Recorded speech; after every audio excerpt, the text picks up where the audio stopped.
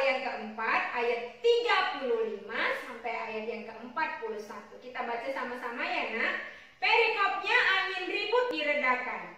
Pada hari itu, waktu hari sudah petang, Yesus berkata kepada mereka, "Marilah kita bertolak ke seberang." Mereka meninggalkan orang banyak itu lalu bertolak dan membawa Yesus beserta dengan mereka dalam perahu di mana Yesus telah duduk. Dan perahu-perahu lain juga menyertai dia. Lalu mengamuklah taufan yang sangat dahsyat dan ombak menyembur masuk ke dalam perahu, sehingga perahu itu mulai penuh dengan air. Pada waktu itu Yesus sedang tidur di buritan di sebuah tilam. Maka murid-muridnya membangunkan dia dan berkata kepadanya, "Guru, engkau tidak peduli kalau kita binasa?" Ia pun bangun menghardik angin itu dan berkata kepada danau itu, "Diam, tenanglah." Lalu angin itu reda dan danau itu menjadi teduh sekali. Lalu ia berkata kepada mereka, "Mengapa kamu begitu takut? Mengapa kamu tidak percaya?" Ayat yang ke-41, mereka menjadi sangat takut dan berkata seorang kepada yang lain, "Siapa gerangan orang ini sehingga angin dan danau pun taat kepadanya?" Sayang, ini bercerita bagaimana Tuhan Yesus melakukan mukjizat, yaitu meredakan angin yang sangat kencang, angin ribut diredakan, gelombang yang tinggi juga diredakan. Nah, ketika itu diceritakan dalam kitab Markus pasal yang keempat, ayat 35 sampai 41, Tuhan Yesus itu sudah sangat banyak melakukan pelayanan-pelayanan. Nanti kamu bisa melihat sayang bagaimana Tuhan Yesus di pasal yang keempat itu berbicara tentang bagaimana perumpamaan-perumpamaan yang boleh dia berikan hikmat kepada orang-orang yang boleh mengikuti dia, yang boleh mendengarkan apa yang boleh dia sampaikan. Nah, waktu Tuhan Yesus bersama dengan murid-muridnya, mereka bertolak dari tempat mereka berada untuk pergi ke seberang, lalu meninggalkan orang-orang banyak yang berada bersama-sama dengan mereka. Ketika Tuhan Yesus mengajar, terjadi sesuatu yang sangat aneh. Ketika itu Tuhan Yesus dia berada di bawah ruangan. Di dalam perahu itu dia berada di ruangan yang paling bawah, dia sedang beristirahat atau dia sedang tidur. Ketika Tuhan Yesus sedang tidur, lalu datanglah angin yang begitu kencang dengan gelombang yang begitu tinggi. Langit sudah mulai gelap. Lalu mereka berkata seorang kepada yang lain, "Wow, apa yang akan terjadi ini? Bukankah tadi ketika Yesus mengajar, maka semua angin yang begitu tenang, lalu gelombangnya pun tidak tinggi. Kenapa ketika Tuhan Yesus sedang beristirahat, ini semuanya mulai terjadi?" Mereka berkata satu dengan yang lain. Ketika angin datang, perahu yang mereka tumpangi itu mulai goyang ke kanan ke kiri, goyang ke kanan ke kiri. Lalu air dari dalam danau itu mulai masuk ke dalam perahu, sehingga mereka mengambil yang namanya kalau kita bilang itu gayung ya, atau cedokan itu.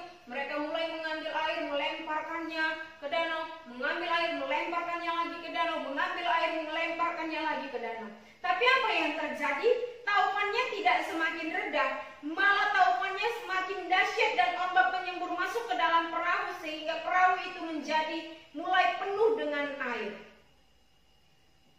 Nah, waktu itu Tuhan, loh kak, kan itu tergoncang-goncang kak.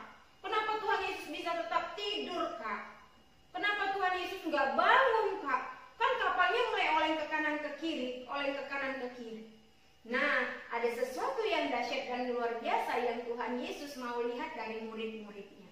Apa Kak Timothy? Apa yang dahsyat dan luar biasa yang mau Tuhan Yesus lihat dari murid-muridnya? Murid-muridnya itu ketakutan dan bersungut-sungutkah? Atau murid-murid yang sudah mengikuti Tuhan Yesus, melihat tanda-tanda mukjizat yang Tuhan Yesus lakukan, bisa mengambil hikmat dari apa yang Tuhan Yesus telah ajarkan?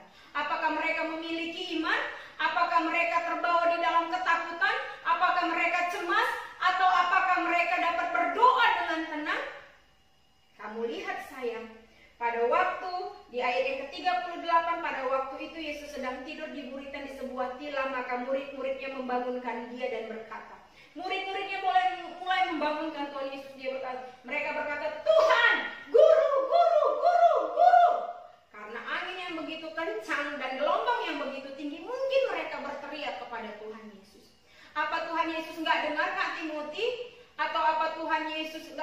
merasakan Kak Timothy? Tuhan Yesus mendengar dan Tuhan Yesus merasakan. Hanya Tuhan Yesus mau melihat ekspresi murid-muridnya. Bagaimana murid-muridnya menyikapi masalah itu dan situasi itu. Guru, engkau tidak peduli kalau kita binasa. Murid-muridnya berkata, Guru, engkau tidak peduli kalau kita binasa. Wow. Di ayat yang ke-39 dikatakan, ia pun bangun menghardik angin itu dan berkata kepada danau itu, diam, tenanglah. Waktu Tuhan Yesus bangun, dia nggak marah sama murid-muridnya. Dia nggak berkata langsung, kenapa kamu seperti ini? Kenapa kamu berteriak-teriak kepadaku? Kan kamu juga punya kuasa ketika kamu percaya kepada nama Tuhan yang begitu dahsyat dan ajaib. Tetapi dia pergi, keluar daripada ruangan buritan daripada kapal itu, dia pergi dan menghardik angin dan berkata kepada angin itu, diam, tenanglah. Lalu angin itu reda dan danau itu menjadi teduh sekali. Lalu ia berkata kepada mereka, setelah semuanya reda, Tuhan mulai berkata kepada murid-muridnya, mengapa kamu begitu takut? Mengapa kamu tidak percaya? Bukankah kamu telah melihat orang yang lumpuh bisa berjalan, orang yang buta bisa melihat, orang yang tuli bisa mendengar, orang yang bisu bisa berbicara? Kenapa kamu tidak percaya? Tuhan katakan. Lalu apa yang terjadi? Mereka menjadi sangat takut dan berkata seorang kepada yang lain, siapa gerangan orang ini sehingga angin dan danau pun taat kepadanya? Nah, di situ Tuhan mau menguji dan melihat. Apakah mereka paham? Apakah mereka mengenal pribadi yang sudah mereka ikuti dalam melayani? Apakah mereka benar-benar percaya ketika Tuhan Yesus melakukan banyak mukjizat yang mereka lihat dengan mata kepala mereka sendiri? Angin ribut itu menjadi reda. Danau yang gelombangnya begitu tinggi itu menjadi teduh sekali. Kenapa? Karena Yesus Tuhan adalah pencipta langit dan bumi yang berkuasa atas alam semesta. Bukan hanya atas alam semesta, atas dirimu dan atas Kak Timothy, Tuhan Yesus berkuasa. Hanya Tuhan Yesus mau melihat, ada tidak iman di dalam diri kita? Ada tidak rasa percaya kepada Tuhan di dalam diri kita? Itulah yang mau Tuhan lihat dari dalam diri kita. Kak Timothy punya satu cerita. Satu orang anak, katakanlah nama anak itu adalah Y. Anak tersebut dimintai tolong oleh ibunya ketika hari sudah mulai malam untuk mengambilkan satu sapu yang berada di luar daripada rumahnya. Sayang, tolong mama ambilkan sapu yang ada di luar itu. Nah, ketika itu sudah malam, hari sudah mulai gelap. Lalu dia berkata kepada mamanya, Mama, aku takut mama. Takut kenapa sayang? Di luar sudah mulai gelap, nanti ada hantu, katanya. Wow. Lalu mamanya berkata, sayang, kamu tahu Tuhan selalu bersama denganmu, Tuhan selalu menjagamu, Tuhan selalu melindungimu. Tidak ada sesuatu yang membahayakan yang akan terjadi pada dirimu tanpa sepengetahuan Tuhan. Kamu rajin berdoa? Rajin mama. Kamu rajin baca firman? Rajin mama. Kamu rajin pergi ke sekolah minggu? Rajin mama. Kamu rajin gak dengarkan kakak sekolah minggunya membawakan cerita tentang Alkitab? Rajin mama. Nah, kenapa tidak ada iman yang timbul di dalam dirimu sayang? Kamu harus mengalahkan segala ketakutanmu. Walau di dalam gelap sekalipun, ketika kamu memiliki iman kepada Tuhan Yesus, kamu dapat berkata kepada Tuhan, Tuhan lindungi aku, Tuhan jagai aku, Tuhan sertai aku. Sama seperti ketika murid-murid berada di dalam kondisi angin ribut yang begitu, taufan yang begitu mengamuk dengan begitu dahsyat. Tuhan mau melihat, ada nggak iman di dalam diri murid-murid itu? Ada nggak iman di dalam dirimu sayang? Untuk setiap malam kita boleh membacakan kebenaran firman Tuhan. Adik-adik boleh merekam suaranya lalu mengirimkan ke grup gereja kita GBI, Sekolah Minggu GBI Sudirman, AEK Nopan. Timbul tidak iman itu di dalam diri? Karena apa? Firman Tuhan berkata, iman timbul dari pendengaran dan pendengaran akan firman Tuhan. Yuk sayang, hari ini untuk masalah apapun dan ketakutan apapun yang boleh berada di dalam dirimu, biar imanmu mulai timbul dan iman itu bisa terkoneksi dengan surga dan kau dijauhkan daripada segala roh ketakutan. Amin. Amin. Jangan lagi waktu mati lampu menjerit-jerit berkata, "Mama, mama gelap." Atau waktu mati lampu dia, aduh, aku ketakutan sampai dia pipis di celana. Jangan lagi sayang. Karena apa? Karena Tuhan Yesus besertamu dan beserta Kak Timothy dan beserta kita semua. Amin. Amin. Ingat firman ini ketika rasa takut melanda dirimu. Ingat firman ini bahwasannya Tuhan Yesus berkuasa bukan hanya untuk dirimu, bukan hanya untuk temanmu, bukan hanya untuk mamamu, bukan hanya untuk papamu, tapi untuk seluruh alam semesta yang boleh Tuhan ciptakan. Amin. Amin. Untuk semua ketakutan, untuk semua kekhawatiran, yuk kita bawa dalam doa agar Tuhan yang meredakannya bersama dengan iman kita yang timbul di dalam nama Tuhan Yesus. Amin. Yes, kita satukan hati, kita berdoa.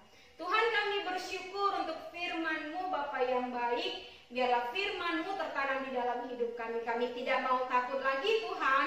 Kami tidak mau cemas lagi karena Yesus itu berada di dalam hidup kami. Kami bersyukur Tuhan. Untuk setiap masalah yang boleh kami alami Tuhan, kami percaya ada jalan keluar bersama dengan Bapa Surgawi. Terima kasih, berkati setiap kami yang boleh mendengarkan kebenaran firman-Mu Tuhan. Biarlah firman itu tetap tinggal di dalam kami, sehingga firman itu menghasilkan iman yang kuat, iman yang kokoh terhadap-Mu Tuhan dalam kehidupan kami. Kami bersyukur untuk itu semua. Terima kasih Bapa. Malam hari ini juga kami berdoa ya Bapa yang baik, untuk teman-teman kami. Sekiranya ada teman-teman kami yang sakit, maka Kau mengulurkan tangan-Mu yang penuh kasih, menyembuhkan mereka yang sakit dalam nama Tuhan Yesus.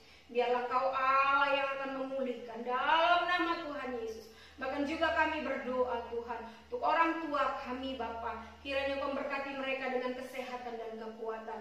Kakak, abang, adik kami Tuhan, Kaulah bersama dengan mereka, bahkan hidup kami ketika kami menjalani segala sesuatunya dengan online ya Tuhan. Sekolah online, ibadah online, Tuhanlah yang menambahkan hikmat bagi kami, pengetahuan lepas pengetahuan yang berasal daripada-Mu ya Tuhan, mengalir dalam hidup kami. Terima kasih Bapa yang baik.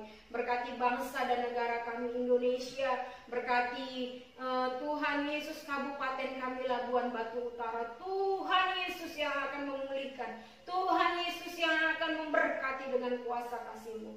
Jika ada orang-orang Tuhan yang masih terinfeksi dengan COVID-19, kami tetap berdoa, ulurkan tangan-Mu menyembuhkan mereka. Kami berdoa untuk para medis sebagai garda terdepan. Beri mereka kesehatan, kekuatan yang ekstra dan sukacita dalam melayani Tuhan. Terima kasih Bapa. Tak henti-hentinya kami berdoa untuk gereja yang kami kasihi, GBI Sudirman Air Kanopan. Kau memberkati para pemimpin rohani kami. Mari Kau memberkati Ibu Gembala, Bapak Wakil Gembala, Bapak Penasehat, semua sidang jemaat-Mu diberkati dalam nama Tuhan Yesus. Bahkan Tuhan Kaulah yang melingkupi kami dengan anugerah kasih-Mu. Kami menjadi anak-anak yang sehat, menjadi anak-anak yang kuat, anak-anak yang panjang umur. Kami menjadi anak-anak yang pintar, yang punya masa depan indah. Kami punya pekerjaan yang baik, bahkan kelak Kau berikan kami pasangan hidup yang beriman kepada-Mu Tuhan Yesus. Kami rindu kami boleh dipakai menjadi alat kemuliaan. Meski kami kecil Tuhan, kami tahu Kau melukiskan kami di telapak tangan-Mu dan semuanya akan menjadi baik di dalam kasih-Mu. Terima kasih Bapa, ini doa kami. Bahkan Tuhan Yesus, Kau memberkati kota kudus-Mu. Tuhan, Yerusalem Shalom, Yerusalem Shalom Israel. Diberkatilah Engkau, diberkatilah puri-puri dan tembok-Mu. Biarlah berkat Abraham, Ishak dan Yakub melingkupi-Mu, dan berkat yang sama mengalir bagi kami Tuhan. Sebelum kami menyelesaikan ibadah kami ini Tuhan, biarlah Engkau mengulurkan tangan kasih-Mu memberkati setiap anak-anak-Mu. Adik-adik yang dikasihi Tuhan, biarlah berkat daripada Bapa di surga, cinta kasih daripada Tuhan Yesus Kristus, dan persekutuan yang manis dengan Allah Roh Kudus, itulah yang memberkati setiap kita dari hari ini sampai Yesus datang kali kedua. Terima kasih Bapa, dalam nama Tuhan Yesus bersama kita